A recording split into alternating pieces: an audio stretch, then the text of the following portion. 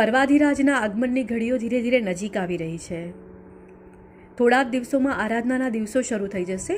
પૂરો દિવસ ધ્યાન, તપ, આરાધનામાં પસાર થાય તેવી દરેકની આ દિવસોમાં ભાવના હોય છે.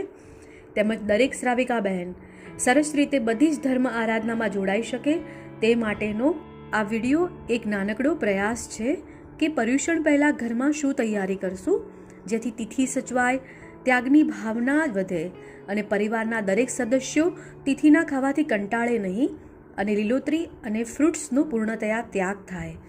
સાથે ઘણા બધા લોકોને અને ખાસ કરીને આજની નવી પેઢીને પર્યુષણ દરમિયાન શું ખવાય, શું ન ખવાય, શું અભક્ષ્ય છે, શું ભક્ષ્ય છે એ વિષયમાં ઘણી બધી જાણકારી હોતી નથી.